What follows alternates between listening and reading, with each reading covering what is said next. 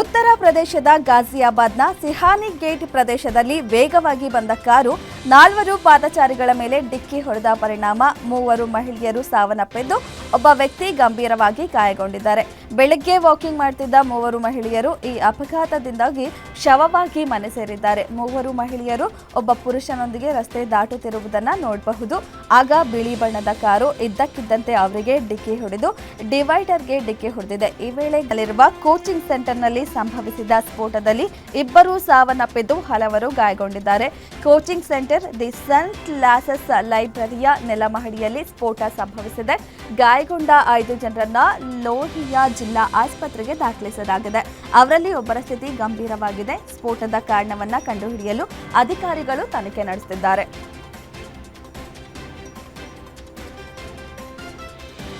ಅಮೆರಿಕದಲ್ಲಿ ಹತ್ಯೆಗೈದ ತೆಲಂಗಾಣದ 28 ವರ್ಷದ ವಿದ್ಯಾರ್ಥಿಯನ್ನ 28 ವರ್ಷದ ಚಂದ್ರಶೇಖರ್ ಪೋಲ್ ಎಂದು ಗುರುತಿಸಲಾಗಿದೆ. ಇವರು ಡಲ್ಲಾಸ್ನ ಪೆಟ್ರೋಲ್ ಬಂಕ್ನಲ್ಲಿ ಅರೆಕಾಲಿಕ ಕೆಲಸಗಾರನಾಗಿ ಕೆಲಸ ಮಾಡುತ್ತಿದ್ದರು. ಉನ್ನತ ವ್ಯಾಸಂಗಕ್ಕಾಗಿ ಅಮೆರಿಕಾಗೆ ಹೋಗಿದ್ದ ಹೈದರಾಬಾದ್ನ ವಿದ್ಯಾರ್ಥಿಯಾದ ಚಂದ್ರಶೇಖರ್ ಅವರನ್ನ ಟೆಕ್ಸಾಸ್ನಲ್ಲಿ ದುಷ್ಕರ್ಮಿಗಳು ಗುಂಡಿಕ್ಕಿ ಕೊಂದಿದ್ದಾರೆ. ಈ ಘಟನೆಯ ಬಗ್ಗೆ ಸಿಎಂ ರೇವಂತ್ ರೆಡ್ಡಿ ಕೂಡ ಎಕ್ಸ್ನಲ್ಲಿ ಪೋಸ್ಟ್ ಮಾಡಿದ್ದಾರೆ.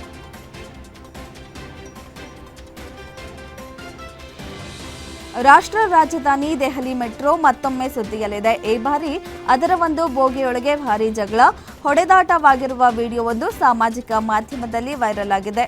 ಸಾಮಾನ್ಯ ಸವಾರಿಯಾಗಬೇಕಿದ್ದನ್ನ ಅನಿರೀಕ್ಷಿತವಾಗಿ ಕುಸ್ತಿ ಅಖಾಡವಾಗಿ ಮೆಟ್ರೋ ಮಾರ್ಪಡಿತು.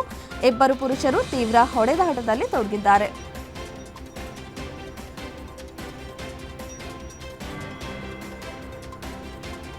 ಕೇಂದ್ರ ಸರ್ಕಾರ ಫಾಸ್ಟ್ಯಾಗ್ ಇಲ್ಲದವರಿಗೆ ಗುಡ್ ನ್ಯೂಸ್ ನೀಡಿದ್ದು, ನವೆಂಬರ್ 15ರಿಂದ ಫಾಸ್ಟ್ಯಾಗ್ ಇಲ್ಲದ ವಾಹನಗಳ ಮಾಲೀಕರು ದುಪ್ಪಟ್ಟು ಹಣ ಪಾವತಿಸಬೇಕಾಗಿಲ್ಲ. ಹೊಸ ನಿಯಮದ ಪ್ರಕಾರ ಫಾಸ್ಟ್ಯಾಗ್ ಇಲ್ಲದ ವಾಹನಗಳು ಈಗ ಯುಪಿಐ ಬಳಸಿ ಪಾವತಿಸಿದರೆ ಟೋಲ್ ಪ್ಲಾಜಾಗಳಲ್ಲಿ ದುಪ್ಪಟ್ಟು ಬದಲು 1.25 ಪಟ್ಟು ಟೋಲ್ ಪಾವತಿಸಬೇಕಾಗುತ್ತದೆ. ಉದಾಹರಣೆಗೆ ವಾಹನದ ಟೋಲ್ 100 ರು ಆಗಿದ್ದರೆ ಮೊದಲು ಫಾಸ್ಟ್ಯಾಗ್ ಇಲ್ಲದವರು 200 ರು ಪಾವತಿಸಬೇಕಿತ್ತು. ಆದರೆ ಈಗ ನೀವು ಯುಪಿಐ ಬಳಸಿ ಪಾವತಿಸಿದರೆ 125 ರು ಮಾತ್ರ ಪಾವತಿಸಬೇಕಾಗುತ್ತದೆ.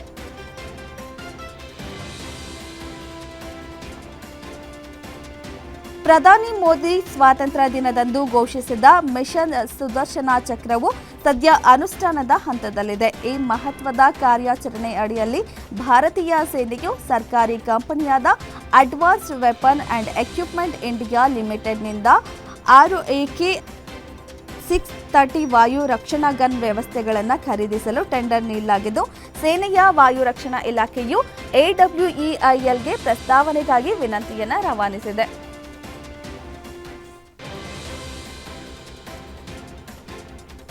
ಜಮ್ಮು ಕಾಶ್ಮೀರದ ಪ್ರದೇಶದಲ್ಲಿ ಮುಂದಿನ 3 ದಿನಗಳ ಕಾಲ ಭಾರೀ ಮಳೆಯಾಗುವ ಸಾಧ್ಯತೆ ಇದ್ದು, ಪ್ರವಾಹ ಉಂಟಾಗುವ ಭೀತಿ ಎದುರಾಗಿದೆ. ಈ ಹಿನ್ನೆಲೆ ರಿಯಾಸಿ ಜಿಲ್ಲೆಯ ತ್ರಿಕೂಟ ಬೆಟ್ಟಗಳ ಮೇಲಿರುವ ವೈಷ್ಣೋದೇವಿ ದೇವಸ್ಥಾನಕ್ಕೆ ಇಂದಿನಿಂದ 3 ದಿನಗಳ ಕಾಲ ಭಾರತದಲ್ಲಿ ಮತ್ತೆ ಧಾರಾಕಾರ ಮಳೆಯಾಗಲಿದೆ ಅಂತ IMD ಮುನ್ಸೂಚನೆ ನೀಡಿದೆ. ಅರಬ್ಬಿ ಸಮುದ್ರದಲ್ಲಿ ಸೃಷ್ಟಿಯಾಗಿರೋ ಶಕ್ತಿ ಹೆಸರಿನ ಚಂಡಮಾರುತವು ವೇಗವಾಗಿ ಚಲಿಸುತ್ತಿದ್ದು, ಈ ಚಂಡಮಾರುತದ ಪರಿಣಾಮ ದೇಶದ ಅನೇಕ ಪ್ರದೇಶಗಳಲ್ಲಿ ಭಾರೀ ಮಳೆಯಾಗುವ ನಿರೀಕ್ಷೆ ಇದೆ. 2025ರ ಮೊದಲ ಚಂಡಮಾರುತ ಇದಾಗಿದ್ದು, ಮುಂಬೈ ಸೇರಿದಂತೆ ಮಹಾರಾಷ್ಟ್ರದ ಕರಾವಳಿ ಪ್ರದೇಶಗಳಲ್ಲಿ ಭಾರೀ ಗಾಳಿ ಮಳೆಯಾಗಲಿದೆ ಎಂದು ಮುನ್ಸೂಚನೆ ನೀಡಿದೆ. ಗಂಟೆಗಳ ಕಾಲ ನಿರಂತರವಾಗಿ ಸುರಿದ ಮಳೆಯಿಂದಾಗಿ ಬಿಹಾರದ ಹಲವು ಪ್ರದೇಶಗಳಲ್ಲಿ ಅಪಾರ ಹಾನಿಯಾಗಿದೆ. ಅಲ್ಲಲ್ಲಿ ರಸ್ತೆಗಳು ಕುಸಿದಿದ್ದು ತೀವ್ರ ಪ್ರವಾಹ ಪರಿಸ್ಥಿತಿ ಉಂಟಾಗಿದೆ. ಆಸ್ಪತ್ರೆಗಳು, ಮನೆಗಳು ಜಲಾವೃತಗೊಂಡಿದ್ದು, ಹಲವೆಡೆ ರಸ್ತೆಗಳ ಸಂಪರ್ಕ ಕಡಿತಗೊಂಡಿದೆ. ರಾಜ್ಯ ವಿಪತ್ತು ಪ್ರತಿಕ್ರಿಯೆ ಪಡೆ ಮತ್ತು ರಾಷ್ಟ್ರೀಯ ವಿಪತ್ತು ಪ್ರತಿಕ್ರಿಯೆ ಪಡೆ ರಕ್ಷಣಾ ಕಾರ್ಯಾಚರಣೆಯಲ್ಲಿ ತೊಡಗಿಕೊಂಡಿವೆ.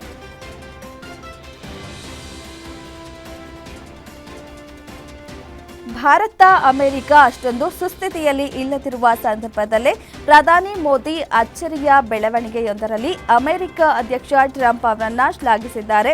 ಇಸ್ರೇಲ್ ಗಾಜಾ ಸಂಘರ್ಷ ಕೊನೆಗೊಳಿಸಿ ಶಾಂತಿ ಸ್ಥಾಪಿಸಲು ಟ್ರಂಪ್ ಮಾಡಿದ ಪ್ರಯತ್ನ, ವಿಶೇಷವಾಗಿ ಒತ್ತೆಯಾಳುಗಳ ಬಿಡುಗಡೆ ಒಪ್ಪಂದಕ್ಕೆ ಮೋದಿ ಮೆಚ್ಚುಗೆ ವ್ಯಕ್ತಪಡಿಸಿದ್ದಾರೆ.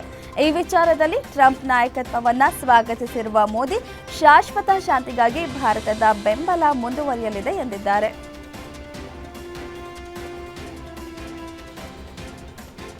ಕಳೆದ ವರ್ಷ ಜುಲೈನಲ್ಲಿ ಇಂಗ್ಲೆಂಡ್ ಪ್ರಧಾನಿಯಾಗಿ ಅಧಿಕಾರ ವಹಿಸಿಕೊಂಡ ನಂತರ ಬ್ರಿಟಿಷ್ ಪ್ರಧಾನಿ ಕೀರ್ ಸ್ಟಾರ್ಮರ್ ಮೊದಲ ಬಾರಿಗೆ ಭಾರತಕ್ಕೆ ಭೇಟಿ ನೀಡಲಿದ್ದಾರೆ. ಮುಂದಿನ ವಾರ ಭಾರತಕ್ಕೆ 2 ದಿನಗಳ ಭೇಟಿಯನ್ನ ಕೈಗೊಳ್ಳಲಿದ್ದಾರೆ. ಅಕ್ಟೋಬರ್ 8 ಮತ್ತು 9ರಂದು ಸ್ಟಾರ್ಮರ್ ಭಾರತಕ್ಕೆ ಆಗಮಿಸಲಿದ್ದಾರೆ. ಈ ಭೇಟಿಯ ವೇಳೆ ಪ್ರಧಾನಿ ಮೋದಿ ಜೊತೆ ಭಾರತ ಮತ್ತು ಯುಕೆಯ ನಡುವಿನ ವ್ಯಾಪಾರ ಒಪ್ಪಂದ ಮತ್ತು ಭದ್ರತೆಯ ಕುರಿತು ಚರ್ಚಿಸುವ ಸಾಧ್ಯತೆ ಇದೆ.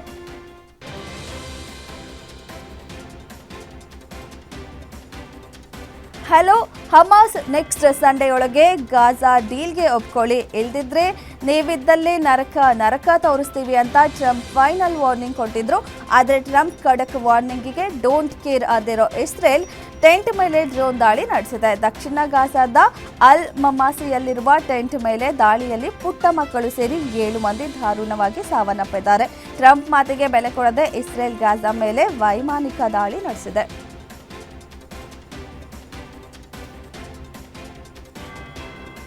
ಉಕ್ರೇನ್ನ ಉತ್ತರ ಸುಮಿ ಪ್ರದೇಶದ ರೈಲ್ವೆ ನಿಲ್ದಾಣದಲ್ಲಿ ರಷ್ಯಾ ಡ್ರೋನ್ ದಾಳಿ ನಡೆಸಿದೆ. ರಷ್ಯಾದ ಡ್ರೋನ್ ಉಕ್ರೇನಿನ ಪ್ರಯಾಣಿಕರ ರೈಲಿಗೆ ಡಿಕ್ಕಿ ಹೊಡೆದಿದ್ದು ಹಲವು ಪ್ರಯಾಣಿಕರು ಗಂಭೀರವಾಗಿ ಗಾಯಗೊಂಡಿದ್ದಾರೆ. ಸುಮಿ ಪ್ರದೇಶದ ಶೋಸ್ಟಾದಲ್ಲಿರುವ ರೈಲ್ವೆ ನಿಲ್ದಾಣದ ಮೇಲೆ ಕ್ರೂರ ರಷ್ಯಾ ಡ್ರೋನ್ ದಾಳಿ ನಡೆಸಿದೆ ಅಂತ ಉಕ್ರೇನ್ ಅಧ್ಯಕ್ಷ ವ್ಲಾಡಿಮಿರ್ ಝೆಲೆನ್ಸ್ಕಿ ಸೋಷಿಯಲ್ ಮೀಡಿಯಾದಲ್ಲಿ ವಿಡಿಯೋ ಸಮೇತ ಪೋಸ್ಟ್ ಹಾಕಿದ್ದಾರೆ.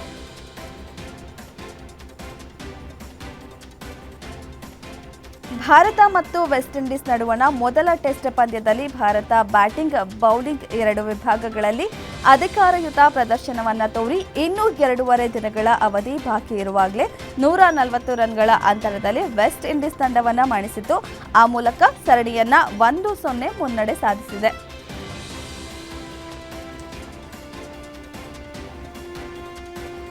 ವೆಸ್ಟ್ ಇಂಡೀಸ್ ವಿರುದ್ಧದ ಮೊದಲನೇ ಟೆಸ್ಟ್ ಪಂದ್ಯದ 3ನೇ ದಿನ ಭಾರತ ತಂಡದ ಆಲ್ರೌಂಡರ್ ನಿತೀಶ್ ಕುಮಾರ್ ರೆಡ್ಡಿ ಫೀಲ್ಡಿಂಗ್ನಲ್ಲಿ ಗಮನ ಸೆಳೆದರು. ವಿಂಡೀಸ್ ದಿಗ್ಗಜ ಶಿವನಾರಾಯಣ್ ಚಂದ್ರಪಾಲ್ ಅವರ ಪುತ್ರ ಚಂದ್ರಪಾಲ್ ತ್ಯಾಗಿನಾರಾಯಣ್ ಅವರ ಸ್ಟನ್ನಿಂಗ್ ಕ್ಯಾಚ್ ಅನ್ನ ಗಾಳಿಯಲ್ಲಿ ಹಾರಿ ಪಡೆದರು. ಈ ಮೂಲಕ ಎಲ್ಲರ ಗಮನವನ್ನು ಸೆಳೆದಿದ್ದಾರೆ.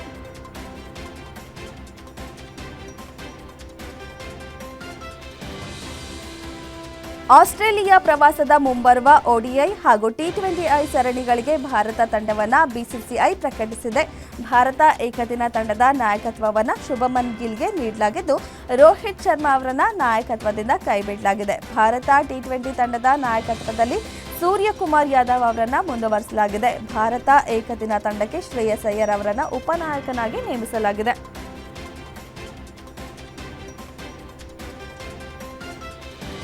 ಐಸಿಸಿ ಚಾಂಪಿಯನ್ಸ್ ಟ್ರೋಫಿಯ ಬಳಿಕ ರೋಹಿತ್ ಶರ್ಮಾ, ವಿರಾಟ್ ಕೊಹ್ಲಿ ಅವರು ಏಕದಿನ ತಂಡಕ್ಕೆ ಮರಳಿದ್ದಾರೆ. ಆದರೆ ಭಾರತ ಏಕದಿನ ತಂಡದ ನಾಯಕತ್ವವನ್ನು ಯುವ ಬ್ಯಾಟ್ಸ್ಮನ್ ಶುಭ್ಮನ್ ಗಿಲ್ಗೆ ನೀಡಲಾಗಿದೆ. ಭಾರತ ತಂಡಕ್ಕೆ ಕಳೆದ ಐಸಿಸಿ ಚಾಂಪಿಯನ್ಸ್ ಟ್ರೋಫಿ ಗೆದ್ದುಕೊಟ್ಟಿದ್ದ ರೋಹಿತ್ ಶರ್ಮಾ ಅವರನ್ನು ODI ನಾಯಕತ್ವದಿಂದ ಕೆಳಗಿಳಿಸಲಾಗಿದೆ. BCCIನ ನಿರ್ಧಾರದಿಂದ ಕ್ರಿಕೆಟ್ ಅಭಿಮಾನಿಗಳಿಗೆ ಶಾಕ್ ಆಗಿದೆ.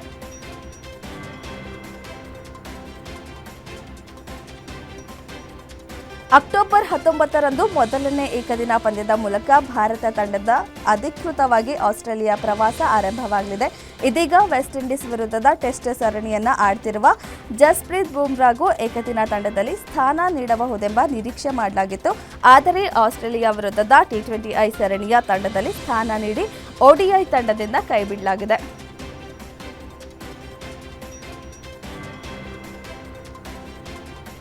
ವಿವಿಧ ಭಾಷೆಗಳಲ್ಲಿ ಬಹುಬೇಡಿಕೆಯ ನಟಿ ಎನಿಸಿಕೊಂಡಿರುವ ಕನ್ನಡತಿ ರಶ್ಮಿಕಾ ಮಂದಣ್ಣ ಕೆಲವು ದಿನಗಳ ಹಿಂದೆ ತೆರೆಕಂಡ ಧನುಷ್ ಜೊತೆಗಿನ ಕುಬೇರ ಚಿತ್ರದ ಯಶಸ್ಸಿನಲ್ಲಿ ತೇಲ್ತಿದ್ದಾರೆ. ಈ ಮಧ್ಯೆ ಅವರ ಬಹುನಿರೀಕ್ಷಿತ 2 ಚಿತ್ರಗಳು ಈ ವರ್ಷವೇ ತೆರೆಗೆ ಬರಲು ಸಜ್ಜಾಗಿವೆ. ಬಾಲಿವುಡ್ ಸ್ಟಾರ್ ಆಯುಷ್ಮಾನ್ ಖುರಾನಾ ಜೊತೆಗೆ ಮೊದಲ ಬಾರಿಗೆ ತೆರೆ ಹಂಚಿಕೊಂಡಿರುವ ಹಾರರ್ ಕಾಮಿಡಿ ಥಮ್ಮ ಹಿಂದಿ ಚಿತ್ರ ಅಕ್ಟೋಬರ್ 21ರಂದು ರಿಲೀಸ್ ಆಗಲಿದೆ.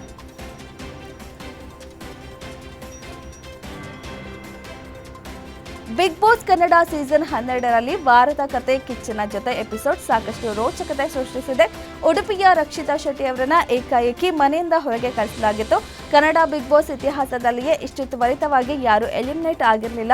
ರಕ್ಷಿತಾರನ್ನ ಆಟವನ್ನ ನೋಡದೆ ಅವರನ್ನ ಹೊರಗೆ ಕಳಿಸಿದರ ಬಗ್ಗೆ ಪ್ರೇಕ್ಷಕರು ಬೇಸರ ವ್ಯಕ್ತಪಡಿಸಿದ್ರು. ಬಿಗ್ ಬಾಸ್ ಅನ್ನ ಟೀಕೆ ಸಹ ಮಾಡಲಾಗಿತ್ತು. ಪ್ರೇಕ್ಷಕರ ಒತ್ತಾಯಕ್ಕೆ ಮಣಿದ ಬಿಗ್ ಬಾಸ್ ಇದೀಗ ರಕ್ಷಿತಾ ಶೆಟ್ಟಿ ಅವರನ್ನ ಮರಳಿ ಮನೆಗೆ ಕರೆತಂದಿದ್ದಾರೆ.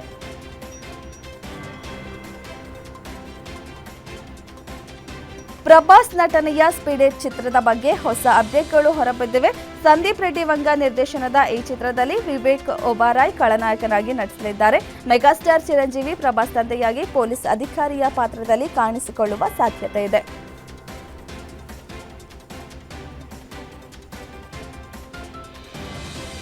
ಪ್ಯಾನ್ ವರ್ಲ್ಡ್ ನಿರ್ದೇಶಕ ಎಸ್ ರಾಜಮೌಳಿ ಪ್ರಸ್ತುತ ಮಹೇಶ್ ಬಾಬು ಮತ್ತು ಪ್ರಿಯಾಂಕಾ ಚೋಪ್ರಾ ನಟನೆಯ ಹೊಸ ಸಿನಿಮಾದಲ್ಲಿ ನಿರ್ದೇಶನದಲ್ಲಿ ತೊಡಗಿದ್ದಾರೆ. ಹೈದರಾಬಾದ್, ರಾಜಸ್ಥಾನ, ಅಸ್ಸಾಂ, ಕೀನ್ಯಾಗಳಲ್ಲಿ ಸಿನಿಮಾದ ಚಿತ್ರೀಕರಣವನ್ನು ರಾಜಮೌಳಿ ಮುಗಿಸಿದ್ದಾರೆ.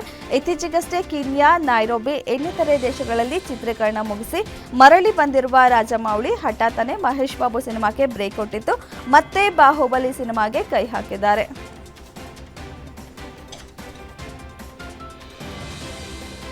ಡಿವೈನ್ ಸ್ಟಾರ್ ರಿಷಬ್ ಶೆಟ್ಟಿ ನಟನೆಯ ಕಾಂತಾರ ಚಾಪ್ಟರ್ 1 ಎಲ್ಲೆಡೆ ಉತ್ತಮ ಪ್ರತಿಕ್ರಿಯೆ ವ್ಯಕ್ತವಾಗ್ತಿದೆ. ಈ ಮಧ್ಯೆ ಚಿತ್ರ ಮತ್ತೊಂದು ಮಹತ್ವದ ಮೈಲುಗಲ್ಲು ನೆಡಲು ಮುಂದಾಗಿದೆ ಎಂದು ರಾಷ್ಟ್ರಪತಿ ಭವನದಲ್ಲಿ ಚಿತ್ರದ ವಿಶೇಷ ಪ್ರದರ್ಶನ ಏರ್ಪಡಿಸಲಾಗಿದೆ. ಈ ಮೂಲಕ ಚಿತ್ರತಂಡಕ್ಕೆ ವಿಶೇಷ ಗೌರವ ಸಿಕ್ಕಂತಾಗಿದೆ.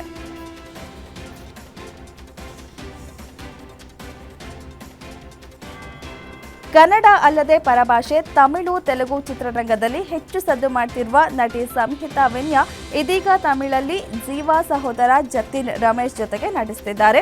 ಜೊತೆಗೆ ಸಂಹಿತಾ ಅಭಿನಯಿಸುತ್ತಿರುವ ಹಿಡನ್ ಕ್ಯಾಮ್ರಾ ಚಿತ್ರದ ಕೆಲಸ ಕೇರಳದಲ್ಲಿ ನಡೆಯುತ್ತಿದೆ.